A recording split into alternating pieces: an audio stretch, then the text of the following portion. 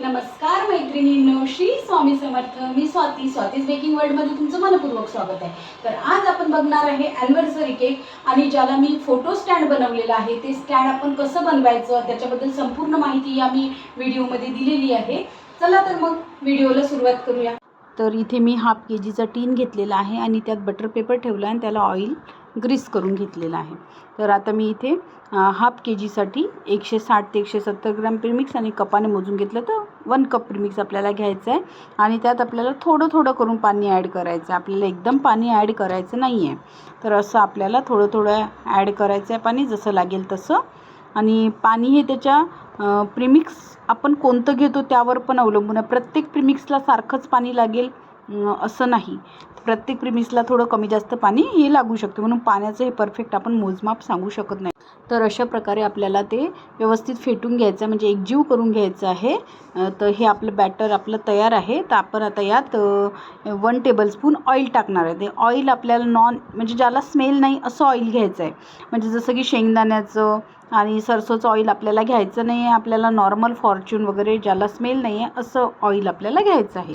तर हे जे विकतचे प्रीमिक्स असतात यात आपल्याला बाकी काहीही टाकायचं नाही आहे. आणि प्रीमिक्स म्हटलं तर मी इथे प्रेस्टाईनचं प्रीमिक्स वापरलेलं आहे. तुम्ही कोणत्याही कंपनीचं प्रीमिक्स घेऊ शकता.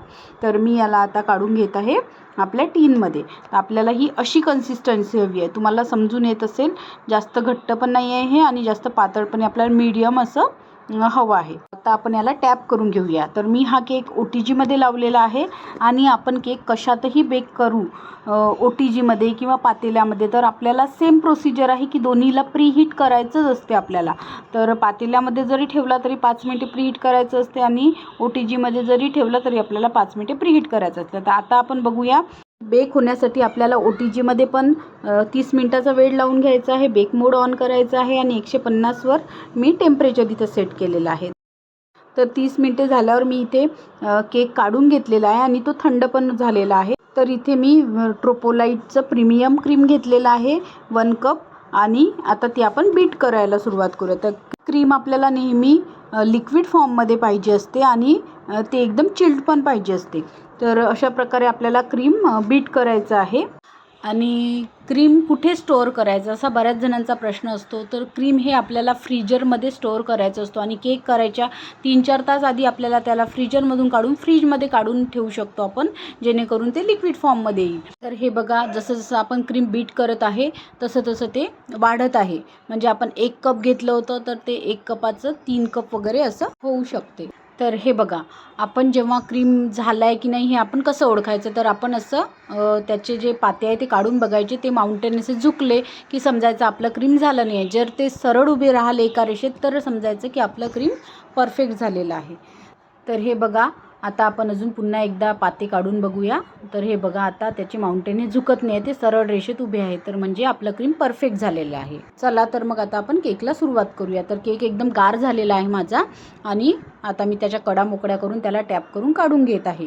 तर हे बघा, एकदम सॉफ्ट स्पॉन्जी केक आपला तयार आहे. तर आपण पातेल्यामध्ये जरी केला तरी आपला सेम केक असाच होतो, फक्त वरच्या साईडने हा थोडा म्हणजे हार्ड होतो आणि पातेल्यामधला सॉफ्ट राहतो. बाकी सेम प्रोसिजर, काही एवढा प्रॉब्लेम होत नाही की आपल्याला OTGच पाहिजे केक करायला. इथे सुरीच्या सहाय्याने त्याचे 3 भाग करून घेत आहे आणि वरच्या साईडचा जो पण एक्स्ट्रा थोडा हार्ड भाग होता तो मी काढून घेतलेला आहे. तर ह्या आपल्या 3 सॉफ्ट आणि स्पॉन्जी लेअर तयार झालेले आहे. तर आता आपण केकला सुरुवात करूया. तर मी इथे स्ट्रॉबेरी फ्लेवरचा केक बनवत आहे. तर मी काय केलं आहे, वाटीमध्ये थोडं पाणी घेतलेलं आहे आणि त्यात मी थोडं स्ट्रॉबेरी क्रश टाकून घेतलेलं आहे. आता टर्न टेबलला आपण थोडं क्रीम लावून घेऊया आणि त्यात मधली लेअर ठेवूया आणि त्याला जे आपण पाणी घेतलेलं आहे क्रश मिक्स केलेलं त्याने सोप करूया.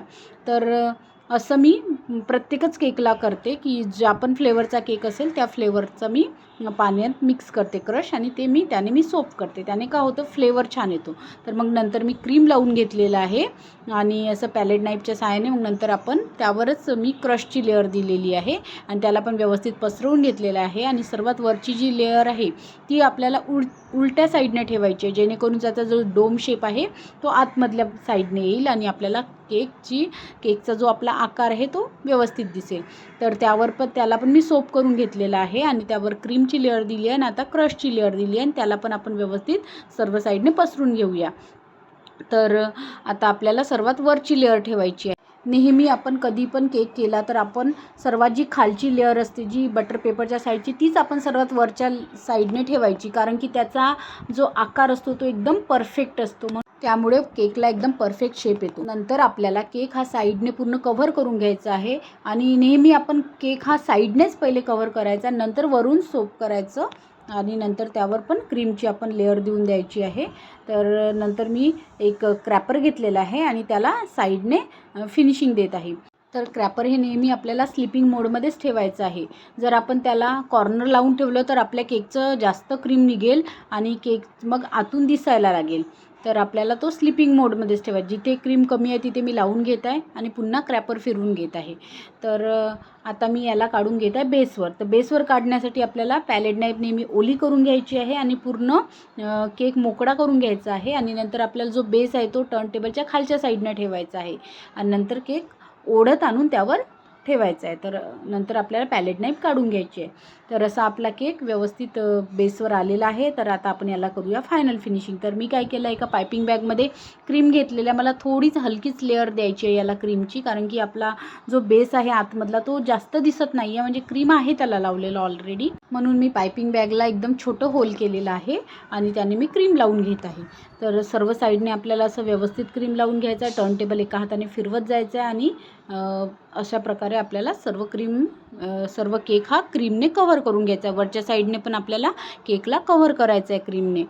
तर आपला पूर्ण केक हा क्रीमने कव्हर झालेला आहे. आता आपल्याला क्रॅपर घ्यायचा आहे आणि क्रॅपर आपल्याला स्लिपिंग मोडमध्येच फिरवायचा आणि वरच्या साईडने आपल्याला पॅलेट नाईफने व्यवस्थित त्याला फिनिशिंग द्यायची आहे. तर क्रॅपर आपल्याला 2-3 वेळा तरी फिरवून घ्यायचंच आहे, जेणेकरून आपल्या केकला एकदम फिनिशिंग येईल. तर आता मला हा केक पिंक शेडमध्ये हवा होता, हलकासा पिंक. तर मी काय केलं आहे, क्रॅपर घेतला आहे, त्यावर थोडं क्रीम घेतलेलं आहे आणि तो क्रीम मी थोडं पॅलेट नाईफच्या सहाय्याने सर्व केकला लावलेला आहे. तर याने काय होतं, थोडा हलकासा पिंक, हलकासा व्हाईट असा दिसत आहे आपला केक. तर मला असाच हवा होता, म्हणून मी लावून घेत आहे थोडं आणि क्रॅपर फिरवून त्याला थोडं एकसारखं करून घेत आहे. तर असा तुम्ही कोणताही कलर यूज करू शकता. तर मी इथे लायनिंगचं क्रॅपर यूज केलेलं आहे आणि त्यानं पण मी लायनिंग करून घेत आहे केकला. आणि आता हा केक आपला परफेक्ट तयार आहे. तर मी वरच्या साईडने जे आपला ऑइलिंग ब्रश आहे त्याने एक पॅटर्न तयार करून घेतलेला आहे. तर आता मी या केकला, हा ॲनिव्हर्सरीचा केक आहे, तर मी याला ओरिजिनल जे आपले फ्लावर्स असतात रोजचे ते मी लावून घेत आहे.